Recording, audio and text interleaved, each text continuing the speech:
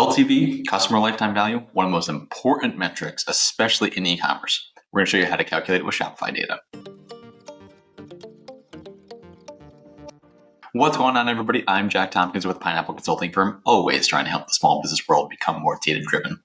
We work a lot with Shopify, we work a lot with e-commerce, and lifetime value is a huge telling metric, especially when you combine it with cost of acquisition. We're going to get into that in another video, but lifetime value, bunch of different ways to calculate it. Depends on your business and all that good stuff. But the important thing, at least in our data world, is how to actually physically calculate it using the data that you have. So we're going to jump into Looker Studio. I'm going to walk you through some of the things that we've done and show you an actual LTV calculation on a dashboard. Let's do it. So we're jumping right into the back end of the dashboard. I'm in Looker Studio, I'm in edit mode, and I've got Shopify data already loaded in and all that good stuff. We got a bunch of visuals going on. We're going to focus on this ugly looking section right now, right? There's some too many decimal places and things are staggered, whatever. These are the base calculations for customer lifetime value, or LTV. Quick backing up, how to get data into here. Well, we use a tool called Coupler a lot, and you can dump data. We typically use the orders table from Shopify. That's one of the most consistent ones that we use.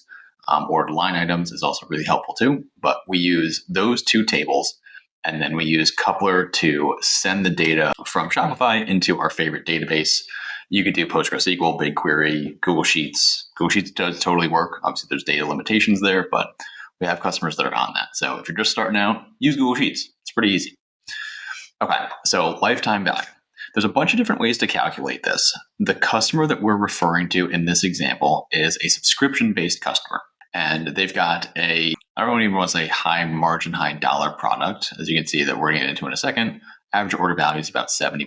So it's reasonable for a lot of different industries. LTV is going to be based in this example. They want to see how long over the course of a lifetime, how much a customer is worth, right? That's the whole point of it. Their calculation is average order value times average orders per customer times the average years of retention. The difficult thing with LTV is you're trying to measure a lifetime, but you need a defined time range to limit these metrics to then get a baseline to then assume a lifetime. So in this example, we're going, what does a customer do in 1 year? So in a year, they're going to do however many dollars, and then we're going to extrapolate that over the course of a lifetime. So how do we do that? All of these, the date ranges for all of these, we can go in here. You can see the date range is custom. This is a rolling 365 days. Metric number 1, average order value. Pretty straightforward. This one's super common. Total revenue over total number of orders. Boom, average order value. Average orders per customer. Also pretty straightforward here. Again, think subscription basis. The number's probably around 12 if you're doing a monthly subscription. This is probably every 7 weeks-ish, something in that range, which still, I know I've anonymized the data quite a bit, so these numbers are still reasonable. And then the average years of retention.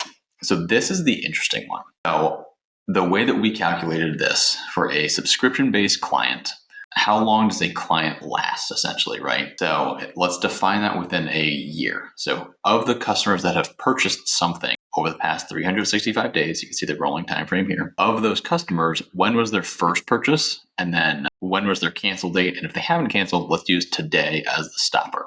So you may be thinking, we're only looking at a year. How is our average over a year? Well, this is a customer that has purchased this year. It doesn't mean their first purchase was within this year. So you've got a large sample size of a population, and that math works out to the average between their first ever purchase and their either cancel date or today is just over a year. It's 1.1 years. So now for LTV. Now LTV is fairly straightforward. It's average order value times average orders times average years of retention. So all of these are not going to make the final dashboard. We're just going to throw them over here. And then I'm going to bring in lifetime value, which multiplying those three numbers together, that is this lifetime value. The important thing here is not to be to the cent exact with LTV. Let's even just get rid of the cents right now. The point is to have a solid baseline that you can compare. So a year's worth of data is a pretty good base. Now, if a customer ends up being $950, great. Obviously, this is an average lifetime value, right? So the point is not to get this to the cent, it's to be able to see changes with a steady, consistent baseline set of metrics that make up LTV. So This is a super important metric. There's a bunch of different ways to calculate it. The biggest thing is make sure you have a consistent input method of the components of LTV, and then you can measure that and those changes over time. And there you have it. It's a really important, really helpful metric. Give it a shot, use Coupler or something similar to it. As long as you have the calculations in mind and you know what each piece is going to be and the time frame associated with each piece, it gets fairly straightforward. Then it's just actually building it in the dashboard. As always, feel free to reach out. We're more than happy to help. We do this stuff all the time, so we'd love to point you in the right direction. Feel free to reach out. Check out the links below. We'll talk soon.